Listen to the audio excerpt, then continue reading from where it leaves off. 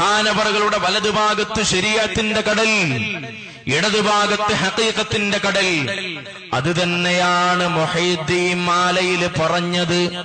വലത്ത് ശരീഅത്തെന്നും കടൽ ഉള്ളവർ, ഇടത്ത് ഹഖീഖത്തെന്നും കടൽ ഉള്ളവർ. സഹോദരന്മാരെ, മടങ്ങണം നമ്മൾ. പഴയകാല ജീവിതത്തിലേക്ക് തിരിച്ചു വരണം നമ്മൾ. മുഹീദ്ദീൻ മാല പാരായണം ചെയ്തേ പറ്റൂ.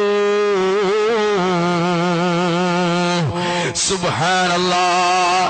എല്ലാം വിമർശിക്കപ്പെട്ടതുപോലെ മുഹീദ്ദീൻ മാലയും മാറ്റിവെക്കണമെന്ന് പറഞ്ഞ കാലത്താണ് നമ്മളുള്ളതെങ്കിൽ ആരാണ് മുഹീദ്ദീൻ മാലയ്ക്ക് ജന്മം നൽകിയതെന്നറിയോ? കോഴിക്കോട്ടത്തൂറ തന്നിൽ പിറന്നോവർ, കോർവായിതൊക്കെയോ നോക്കിയെടുത്തോവർ.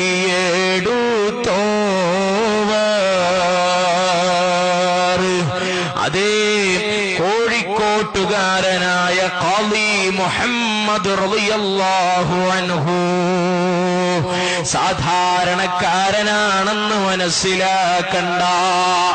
400 വർഷങ്ങൾക്ക് മുമ്പ് വിരചിതമായ മുഹീദ്ദീൻ മാല, അറബി മലയാളത്തിലുള്ള മുഹീദ്ദീൻ മാല ഏറ്റവും പഴക്കമുള്ള അറബി മലയാള ഗ്രന്ഥമാണ് കേട്ടോ. ആ മുഹീദ്ദീൻ മാലയുടെ പ്രിയപ്പെട്ട സഹോദരന്മാരെ, ആ മാല രചിച്ചത് ബഹുമാനപ്പെട്ട ഖാളി മുഹമ്മദ് തങ്ങളാണ്. 500-ലധികം ഗ്രന്ഥങ്ങൾ, 500-ലധികം ഗ്രന്ഥങ്ങൾക്ക് ജന്മം നൽകി ഈ കൈരളിക്ക് സമ്മാനിച്ച ഖാളി മുഹമ്മദ് റളിയല്ലാഹു അൻഹുവിന്റെ അവസാന ഗ്രന്ഥം തന്നെയാ. അതേ അറിയണം നമ്മൾ. ഏതൊരു ഗ്രന്ഥത്തെ വിലയിരുത്തപ്പെടുന്നതും ഏതൊരു ഗ്രന്ഥത്തിന്റെ വാല്യൂ നിർണയിക്കുന്നതും അത് എഴുതിയത് ആരാണെന്ന് നോക്കിയിട്ടാണ്, ആരാണതിന് ജന്മം നൽകിയത് എന്ന് നോക്കിയിട്ടാണ്.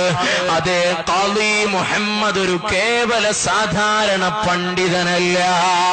500-ലധികം ഗ്രന്ഥങ്ങൾക്ക് ജന്മം നൽകിയ മഹാനുഭാവൻ തന്നെയാ. എങ്ങനെ അതിനെ വിമർശിക്കാൻ കഴിയാ? എന്റെ പ്രിയപ്പെട്ട സഹോദരന്മാരെ, മുഹീദ്ദീൻ മാലയിലേക്ക് കടന്നുകൊണ്ട് സംസാരിക്കുന്നില്ല. ഔലിയാക്കളുടെ മദ്ഹ് പറയണം എന്ന് പഠിപ്പിച്ചത് ഖുർആനാണ്. പൂർവസൂരികളായ മഹാരഥന്മാർ മുഴുവൻ ഔലിയാക്കളെ കുറിച്ചും അമ്പിയാക്കളെ കുറിച്ചും പാട്ടുപാടി തന്നവരാണ്. നിങ്ങൾ ആലോചിച്ച് നോക്ക്, മുഹീദ്ദീൻ മാല പാടാൻ പാടില്ല എന്ന് പറഞ്ഞ പുത്തൻവാദികൾ അവര് തന്നെ അവരുടെ മൗലവിയെ കുറിച്ച് മാല ഇറക്കിയിട്ടുണ്ട്. ഉമർ മാല, മുഹീദ്ദീൻ മാല പാടാൻ പാടില്ല. നഫീസത്ത് മാല അത് അത്രയും പാടില്ല. ദിഫായി മാല തീരെ പാടില്ല എന്ന് പറയുന്ന വിഭാഗം ഒരു മൗലവിയെ പറ്റി ഉമർ മാല ഇറക്കി. ഏതായി മൗലവി എന്നറിയോ? ബഹുമാനപ്പെട്ട പണ്ഡിതന്മാരെ കുറിച്ച്, സാദാത്തുകളെ കുറിച്ച് കാഫിറാണ്, മുശ്രിക്കാണ് എന്ന് പറയലാണ് ഇയാളെ പ്രധാനപ്പെട്ട ഹോബി. എന്നിട്ട് ആ മനുഷ്യൻ മരിച്ചപ്പോൾ പുത്തൻവാദികൾ ഉമർമാല ഇറക്കി. സ്വർഗത്തിലേക്കു കൂതിച്ചു ചേതന വേദന ശാന്തി തൻ സായുജ്യമാടുവാൻ.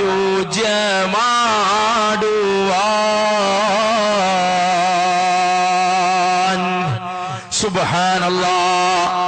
ആലോചിച്ചു നോക്കൂ എന്റെ പ്രിയപ്പെട്ട സഹോദരന്മാരെ, നഫീസത്ത് ബീവിയെ കുറിച്ച് നമ്മൾ പാടിയില്ലേ? ബിസ്മിയും ഹംദും സ്വലാത്തും നൽസലാമും മുന്നേ ഫൈസത്ത് മാല ഞാൻ തുടങ്ങിയിടുന്നു. അത് പാടാൻ പാടില്ല പോൽ, റിഫായി ശൈഖിന്റെ മാല പാടാൻ പാടില്ല പോൽ, ഇങ്ങനെ തുടങ്ങി മഹാരഥന്മാരെ പാടാൻ പാടില്ല. എന്നിട്ട് അവസാനം ശൈഖ് അബ്ദുൽ ഖാദിർ ജീലാനി തങ്ങളെ കുറിച്ച് മുജാഹിദ് പ്രസ്ഥാനക്കാരൊരു പാട്ട് പാടിയിട്ടുണ്ട്. 1980 അൽമനാർ മറിച്ചു നോക്ക്. യാതൊന്നു കാണുവതു നാരായണ പ്രതിമ, യാതൊന്നു കേൾക്കുവതു നാരായണ ശ്രുതിമ, യാതൊന്നു ചൊല്ലുവതു നാരായണായ നമഃ. സഹോദരന്മാരെ മനസ്സിലാക്കണോ, ഇതാണോ ദീൻ, ഇതാണോ മുത്ത് മുഹമ്മദ് മുസ്തഫ സല്ലല്ലാഹു അലൈഹി വസല്ലമ തങ്ങൾ കാണിച്ചു തന്ന മാതൃക. ഔസുൽ ആളമിനെ കുറിച്ച് മഹാരഥന്മാര് പറഞ്ഞതെന്താണ്? ശൈഖ് അബ്ദുൽ ഖാദിരി കൈലാനി എന്നോവർ ശൈഖന്മാർക്കെല്ലാവർക്കും കുത്തുബായി വന്നോവർ. ഇതാണ് സുന്നത്ത് ജമാഅത്തിന്റെ പ്രവർത്തകന്മാര് ലോകത്തിന് പാടിക്കൊടുക്കുന്നത്. അള്ളാഹു മരണം വരെ ദീനിനു വേണ്ടി പ്രവർത്തിക്കാനുള്ള മഹാഭാഗ്യം നമുക്ക് തരട്ടെ.